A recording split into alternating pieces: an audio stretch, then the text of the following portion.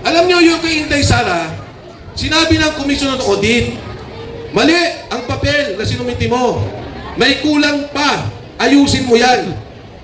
Naiwan po yan sa Commission on Audit. Habang nag-aayos sila ng papel, tinatanggal yung mga na-liquidate ng tama na. Out of 125 million, ang natitira na lang ay 75 million. Nasa COA pa, pinag-uusapan pa, hindi pa tapos, hindi sinasabi na may korupsyon. Pero, yung Kongreso, alam niyo ho, magkano sa Department of Agriculture ang unliquidated? 8 billion. Magkano sa DPWH ang kailangan pang ayusin dahil may problema pa papeles? 17 billion. Pagpunta mo sa DSWD, lalo tigit nung AIX, nag-aayos ng mga papel, di po ba? Marami dito, yung tupad, AIX, alam niyo ho, magkano pang inaayos na papel? 10.5 billion. Wala ka narinig na ingay, walang reklamo, walang investigasyon. Yung kay Inday Sara, 75 million, pinalaki nila, nagkaroon pa ng impeachment. At yan po, hindi lang impeachment ni Inday Sara. Yan ay ang pagnakaw ng kinabukasan ng bawat pamilyang Pilipino. Pagnakaw kung ano ang dapat nating tahakin sa darating na panahon. Yan ang ginagawa ng gobyerno natin. Kaya is nating ipakita na ang impeachment na to ay hindi hustisya. Ang impeachment na to ay hindi para sa katotohanan. Ang impeachment na to ay hindi dahil sa korupsyon. Ang impeachment po na to ay dahil ayaw nila na maging presidente si Inday Sara sa 2028. Yes! Bakit po ayaw nila? Takot sila! Takot silang makulong. Yes! Dahil si Inday Sara lang ang hindi kasali sa nakawan ng pondo ng ating gobyerno. Tama!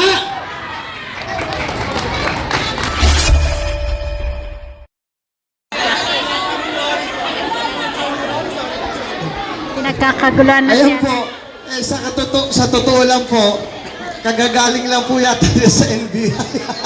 Galing na NBI! Tao na lang si Atty. Tomasio. Kung kanina, actually kanina, sabi lahat daw na nandito, may mga kaso eh. Kinabahan tuloy ako. Baka magkakaso na rin ako. Parang hindi tumatanda si Kong, ano?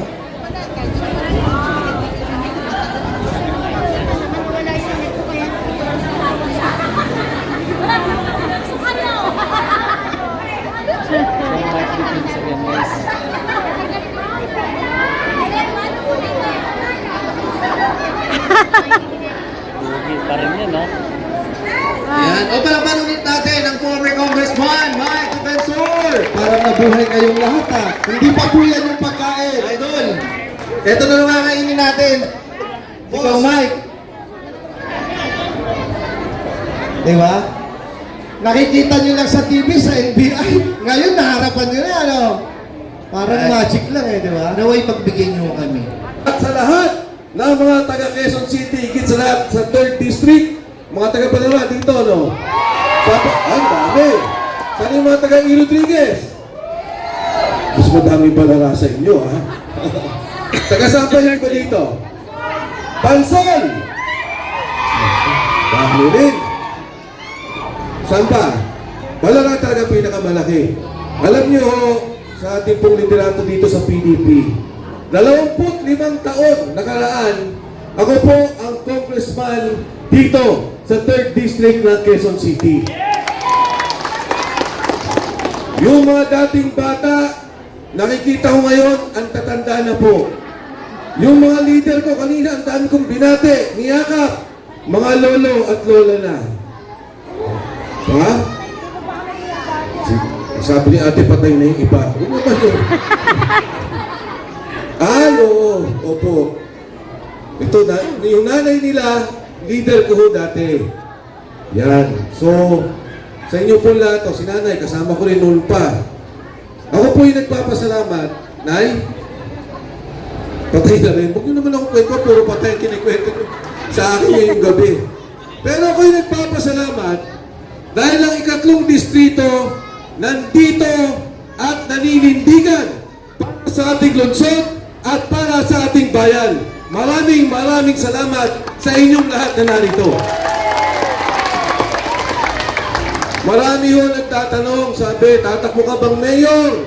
Tatakbo ka bang senador? Alam nyo ang katotohanan, noong nakaraang eleksyon, pinapatakbo ko na congressman sa isang distrito. Kinausap din po ako ni Senador Dante Marcoleta. Ang sabi niya, pwede ka ba maging kinatawan ng Sagip Party List? Kaya mga kasama, ngayon po, tingnan ninyo yung aking Facebook page. Araw-araw nilalagay ko yan. Alam nyo yung kay Inday Sara, sinabi ng Commission on Audit, mali ang papel na sinumiti mo. May kulang pa. Ayusin mo yan. Naiwan po yan sa Commission on Audit. Habang nag-aayos sila ng papel, tinatanggal yung mga na-liquidate ng tama na. Out of 125 million, ang natitira na lang ay 75 million. Nasa COA pa, pinag-uusapan pa, hindi pa tapos. Hindi sinasabi na may korupsyon. Pero, yung Kongreso, alam niyo ho, magkano sa Department of Agriculture ang unliquidated? 8 billion. Magkano sa DPWH ang kailangan pang ayusin dahil may problema pa po Beles? 17 billion. Pagpunta mo sa DSWD, lalo tigit itong AX, nag-aayos ng mga papel, di po ba? Marami dito, yung pagtupad, AX. Alam niyo ho, magkano pang inaayos na papel? 10.5 billion. Wala ka narinig na ingay, walang reklamo, walang investigasyon. Yung kay Inday Sara, 75 million. Pinalaki nila, nagkaroon pa ng impeachment. At yan po, hindi lang impeachment ni Inday Sara. Yan ay ang pagnakaw ng kinabukasan ng bawat pamilyang Pilipino. Pagnakaw kung ano ang dapat nating tahaking sa darating na panahon. Yan ang ginagawa ng gobyerno natin. Kaya po tayong lahat sa ngayon, pag tinatanong ako, tatakbo ka ba? Bakit ka nagsasalita? Hindi po ako tatakbo at wala po akong politika. Pero kailangan po tayong magsalita sa nangyayaring nakawan sa ating bansa. Kung mahal ninyo ang anak ninyo, kung mahal ninyo ang pamilya ninyo, kailangan po tayong lumaban. Ang daming Pilipino nasa labas ng bansa, nagtatrabaho para bigyan ng magandang kinabukasan ang kanilang pamilya. Pero ang ating gobyerno, ninanakaw ang buwis na binabayaran natin. Mga salot! Imbes na bigyan tayo ng maayos na kinabukasan. Alam niyo ho, sa ngayon, ang Thailand, Japan, Korea, Malaysia, magkasakit ka, ang babayaran mo, kahit anong sakit, kahit cancer, 10%. Dahil ang punto nila inalagaan. Dito sa atin, pag nagkasakit ka, magkano babayaran mo? 70, 80%. Pag nagkasakit, ang Pilipino, ubos ang kayamanan, ubos ang pinagpaguran, magkakautang pa. Mabuti pa nga, buhay ka pa, pinapatay ka na sa utang pag dito ka nagka-problema. Kaya mga kasama sa inyo po lahat, magkaisa po tayo. May mga tumatayo at nagsasalita. Nandyan si Gutesa, nandyan ang mga sundalo. Nandito po kami na patuloy na magsasalita at lalaban. At tayo po, bilang kayo mga leader ng inyong komunidad, tumayo po tayo, magsama-sama at ilaban ang sambayanang Pilipinas. Mabuhay ang Pilipinas! Mabuhay ang PDP! Mabuhay ang pagbagsak ng ating korupsyon sa bansa. Mabuhay! At namatay na si Marcos. Binago ko na nga para hindi tayo makulong eh. Okay lang para sa bayan. Maraming salamat po sa inyo lahat at magandang gabi. Maraming salamat po sa tunay na matapang para sa bayan. Walang iba kung hindi si former Mike Defensor. At syempre, bibigay na natin para makapag-oath na kayo sa ating... Pero dito ako nagulat. Sabi niya, nag-deliver kami 46 na maleta. Ang laman, 50 million bawat isa. Humigit kumulang 2 bilyong piso isang delivery. Nung nangyari po yun, nagsalita na nga po si Sergeant Cotesa. Tumawag si Marcoleta sa akin ng umaga. Ang sabi ni Senator Marcoleta, pare, pwede ba pag tinanong nila sinong nagpakilala kay Sergeant Cotesa, pwede bang sabihin ko pangalan mo? Sabi ko, walang problema. Noong po nagkaroon na ng committee hearing, hindi pa tinatanong. Sinabi ni Senator Marcoleta, ang nagpakilala sa akin kay Sergeant Cotesa ay si Mike Defensor. Nakahiga po ko sa kama dahil pinapanood ko. Bigla akong naalimpunga, nawala ang antok ko. Binanggit na ang aking pangalan. Pero wala naman po sa akin yun. Ang ikinalungkot ko, matapos si Sergeant Cotesa na umalis sa Senado, ay siya po'y ikinulong na. Tinago na nila. At tinakot ang kanyang pamilya. Tinakot yung kanyang asawa at tinatakot yung kanyang 4 na anak. Alam niyo, may prueba ako na ilalabas sa darating na panahon. Ayoko lang hong ilabas dahil baka lalong maging panganib sa buhay ni Sergeant Cotesa. Alam niyo, si Sergeant Cotesa, hindi ko ho masisisi. Hindi po masama loob ko. Wala po akong galit. Pero pinapirma na po nila na binabaliktad na yung kanyang sinasabi. Ang sabi niya, doon sa kanyang pinirmahan, na pinitso pa nila na hindi siya nagdi-deliver ng pera kay Speaker Martin Romualdez. At ako daw, si Mike Defensor at si Dante Marcoleta ay nagsabing magbibigay ng pera sa kanya para sabihin yung sinabi niya sa Senado. Alam niyo kung bakit ako hindi galit? Dahil kahit sino sa atin, pag ginipit ang ating anak, ginipit ang ating asawa, sasabihin na po natin ang lahat. Magsisinungaling na po tayo. Pero ang malungkot po ko, kasi sa lahat ng kasama sa anomalya, si Sergeant Cotesa, hindi kontraktor, walang kinita. Hindi DPWH, walang perang inaabot sa kanya. Hindi congressman o senador, yung tao nagtatrabaho lamang. Mahal yung bansa. Mahal ang kinabukasan ng kanyang mga anak. Naisip niya, nung kinikwento niya sa akin, ang sabi niya, Sen, kaya ko ito ginagawa, ang sama ng loob ng mga kasama ko. Yung pong mga kamag-anakan ko sa Bicol, na baha, nawala ang ari-arian. Tapos nakikita ko ho, bilyon-bilyon binubuhat naming pera. Paano na po ang aking anak? Ano ang kinabukasan na mahantungan nila? Ngayon o, lumabas ang 18 marino o sundalo. Yung 18 Marines, Brief 18. Ano ang sinasabi? Nagdi-deliver ng pera sa congressman, sa senator, sa DPWH, at higit sa lahat, kanino? Kay presidente sa Malacanang. Nagdi-deliver sa anak ng presidente sa bahay po nila. Alam na alam niyo po yung storya. Oh, ano po ang ibig sabihin sa atin bilang mamamayan? Yung PhilHealth, 60 billion pesos. Yan po, ginawa ng Pangulong Duterte. Ang sabi niya, magmula ngayon, kahit wala kang trabaho, wala kang pera, dapat kasama ka sa PhilHealth. Naglalaan siya ng pondo, humigit kumulang 100 bilyon taon-taon. Nung naging presidente, si Pangulong Marcos, hindi na nagbigay ng 100 billion, kinuha pa yung 60 billion na nasa PhilHealth. Nung kinuha yung pondong yan, saan nilagay? Sa maleta, sa blood control. Anong ibig sabihin sa atin yan? Sino dito nagpapadialysis?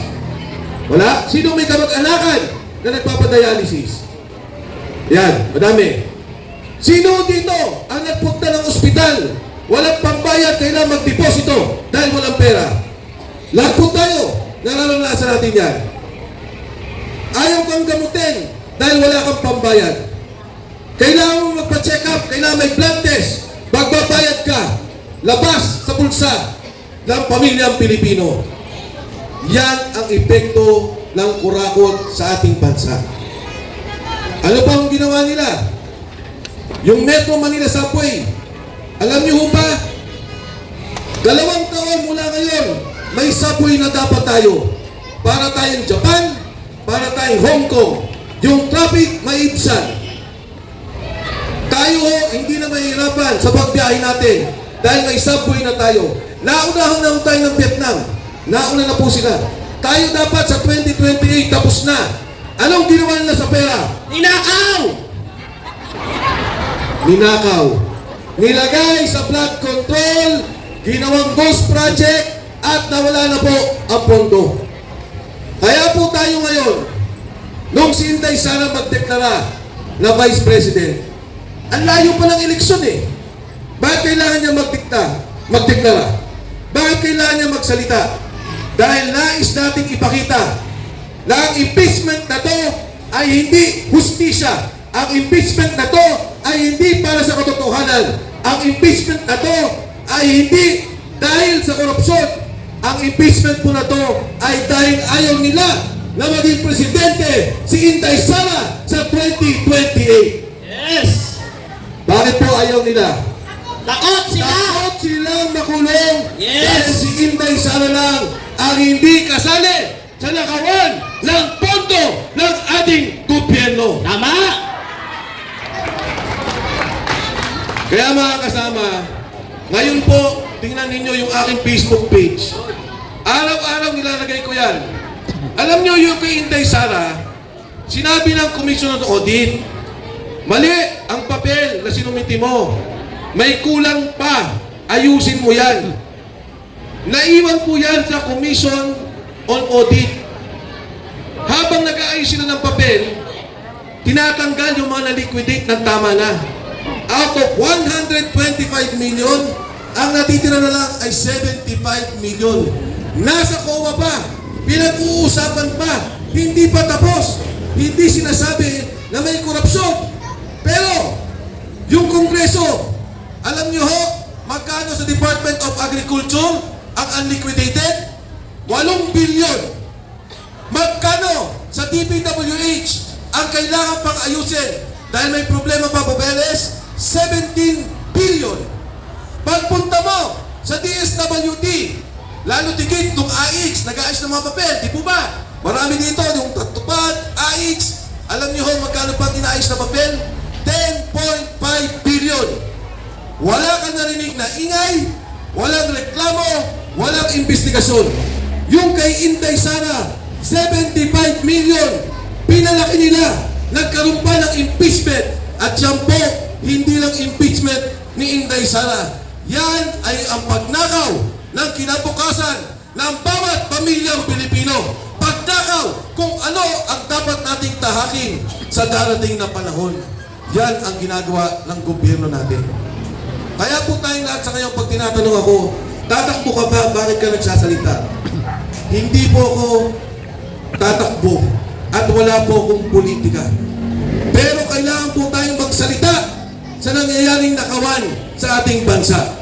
Kung mahal ninyo ang anak ninyo, kung mahal ninyo ang pamilya ninyo, kailangan po tayong lumaban. Ang daming Pilipino nasa labas ng bansa nagtatrabaho para bigyan ng magandang kinabukasan ang kanilang pamilya. Pero ang ating gobyerno, ninanakaw ang buwis na binabayaran natin. Mga salot! Imbis na bigyan tayo ng maayos na kinabukasan. Alam niyo ho sa ngayon, ang Thailand, Japan, Korea, Malaysia, magkasakit ka, ang babayaran mo, kahit anong sakit, kahit cancer, 10%. Dahil ang pondo nila inalagaan. Dito sa atin, pag nagkasakit ka, magkano babayaran mo? 70, 80%. Pag nagkasakit, ang Pilipino, ubos ang kayamanan, ubos ang pinagpaguran, magkakautang pa. Mabuti pa nga, buhay ka pa, pinapatay ka na sa utang pag dito ka nagka-problema.